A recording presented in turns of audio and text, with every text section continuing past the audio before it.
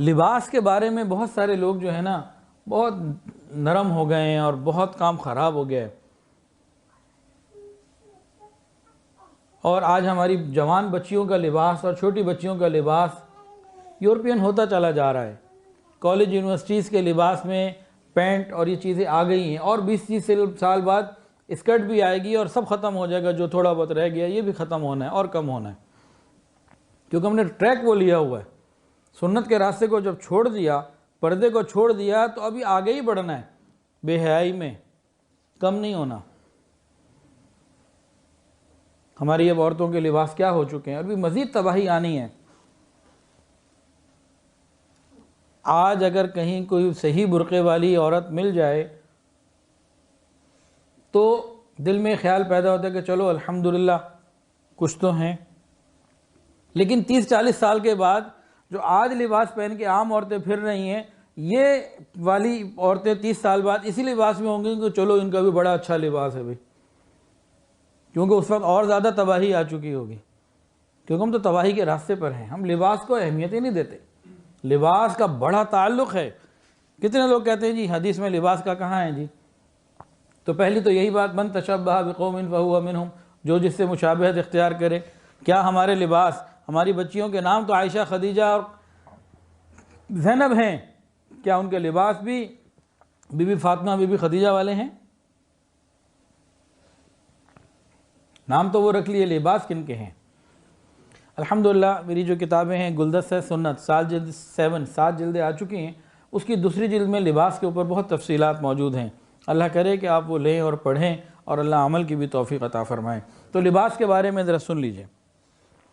حضور پاک صلی اللہ علیہ وسلم نے صحابہ کرام کو یعنی امت کو فرمایا کہ دیکھو، جب تم پگڑی باندھا کرو تو پگڑی کے نیچے ٹوپی پہن لیا کرو۔ یہ میں نے پگڑی پہنی ہوئی ہے نا، اس کے نیچے یہ ٹوپی ہے، یہ نظر آ رہی ہے آپ کو؟ یہ ٹوپی ہے۔ فرمایا، توجہ کیجئے گا، فرمایا کہ تم پگڑی جب پہنو تو نیچے ٹوپی پہن لیا کرو۔ ارے بھائی، ایک آدمی نے پگڑی پہننی ہے تو ٹوپی کے بغیر اگر پگڑی باندھ لے گا تو کیا وہ پگڑی پگڑی نہیں کہلائے گی؟ کیوں منع کیا؟ سنیے، فرمایا کہ یہود جو مشرکین ہیں یہ پگڑی تو باندھتے ہیں، ٹوپی نہیں پہنتے۔ کتنی باریک بات کو سمجھایا جا رہا ہے۔ کہتے ہیں جی لباس کے بارے میں کہاں حکم ہے جی؟ کیا یہ لباس کا حصہ نہیں ہے؟ حضور پاک صلی اللہ علیہ وسلم نے ہمیشہ پہنی ہے، یہ لباس کا حصہ ہے۔ اتنی باریک بات کو جا کے سمجھا رہے ہیں۔ اگر کوئی آدمی ویسی پگڑی مان لے، کیا کمی تھی، پگڑی تو پگڑی ہے۔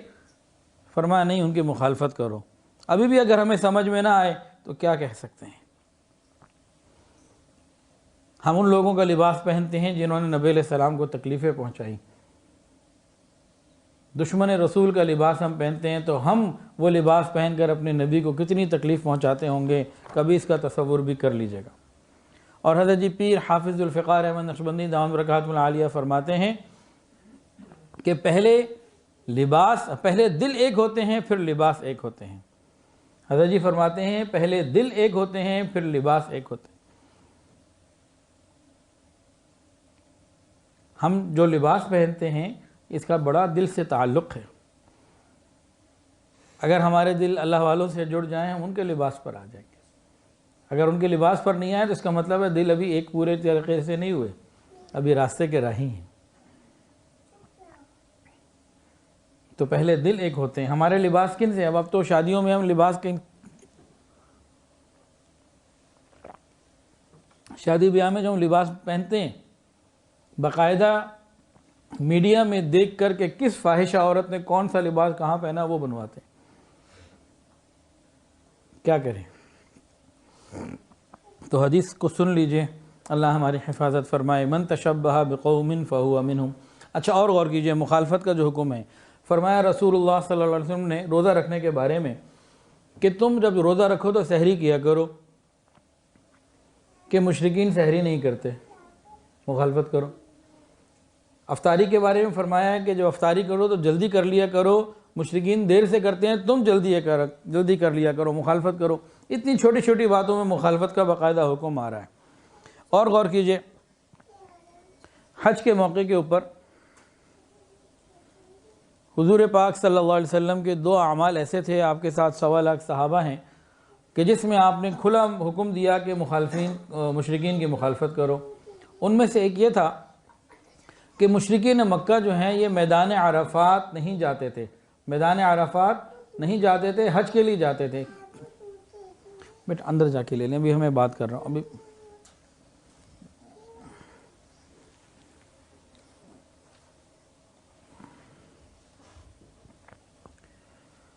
حضور پاک صلی اللہ علیہ وسلم جب حج کے لیے تشریف لے گئے تو امت کو 2 بہت بڑے پیغام اس عنوان پہ بھی ملے۔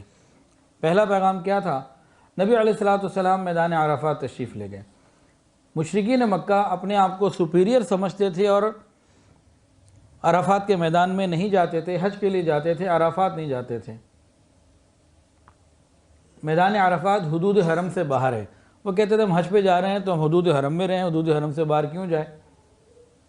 نبی علیہ السلام نے جب حج کیا تو مشرکین مکہ کا بعض کا خیال تھا کہ شاید چونکہ یہ قریشی ہیں، خاندان کے اور اپنے نسب کا اور اپنے مقام کا خیال رکھیں گے اور آپ بھی عرفات نہیں جائیں گے۔ لیکن حضور پاک صلی اللہ علیہ وسلم نے تمام خاندانی اور قبائلی روایات کو پامال کرتے ہوئے اللہ کے حکم کو پورا کیا اور میدان عرفات تشریف لے گئے۔ دوسری بات، آپ نے میدان عرفات میں قیام کیا، رات مزدلفہ آ گئے۔ اب 10 تاریخ کی صبح ہے، مزدلفہ سے منی آنا ہے۔ غور کیجئے گا، منی سے مشرکین مکہ نکلتے تھے، سورج نکلنے کے 10-12 منٹ کے بعد، 15 منٹ کے بعد جب جو سامنے پہاڑی ہے سبیر، اس کے اوپر روشنی آ جاتی، سورج بلند ہو جاتا، مشرکین مکہ مزدلفہ کو اس وقت چھوڑتے اور منی کے لیے نکلتے۔ نبی علیہ السلام نے کیا کیا؟ امت ساتھ ہے، رسول اللہ صلی اللہ علیہ وسلم نے فرمایا کہ سورج نکلنے سے چند منٹ پہلے نکلو منی سے، مشرکین کی مخالفت کرو۔ کتنی باریک باریک باتوں میں سمجھایا جا رہا ہے، ہمیں پھر بھی سمجھ میں نہ آئے تو پھر ہم اپنی عقل کا علاج کروائیں۔